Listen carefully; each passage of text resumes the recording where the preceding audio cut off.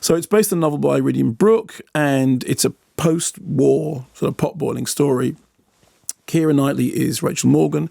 She's the wife of a British Forces officer, Lewis, played by Jason Clarke, who also, incidentally, is in Serenity. And I saw these two movies back to back. So there's Jason Clarke in one and Jason Clarke in the other. And he's tasked with helping to rebuild Germany after the war. So that's his job. He's part of the British forces who are rebuilding Hamburg.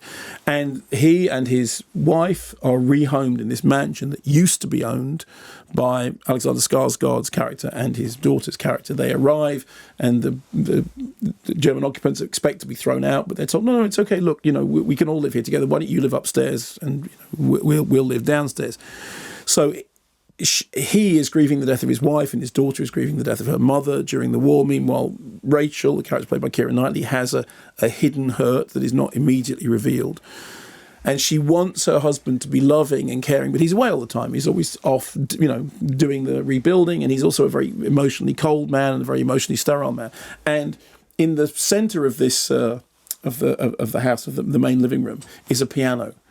And you literally are introduced to the piano, and you know the piano is going to be significant. And the piano has emotional significance for him, and it also has some significance for her. She hasn't played piano for a while.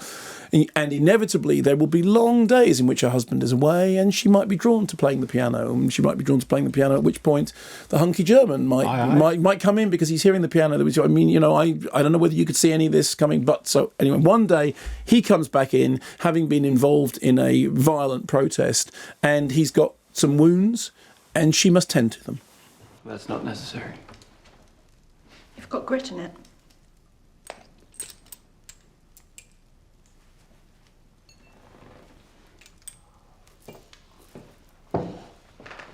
This is going to hurt.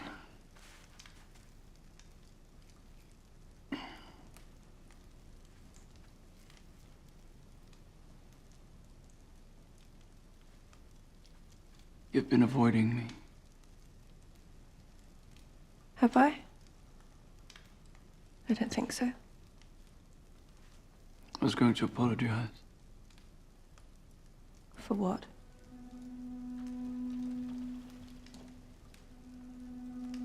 Don't.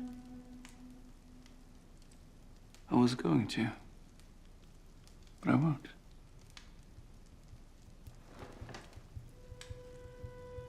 Can I just say, in that clip, Yes. there's a bit. Keira Knightley says, "You've got grit in it," Yes. right? And then she opens a beer. It's not a beer. Can you just play that again?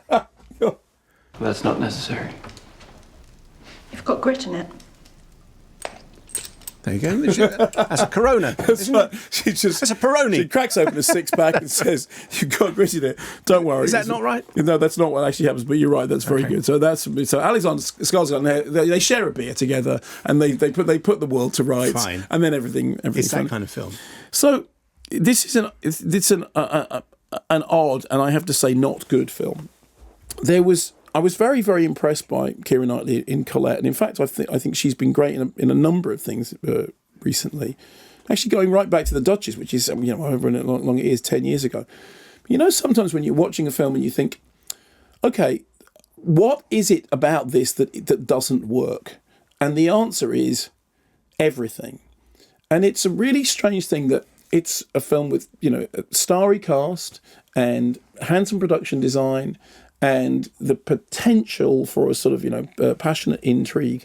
And yet it is utterly inert and completely stagey and occasionally bordering on being laughable.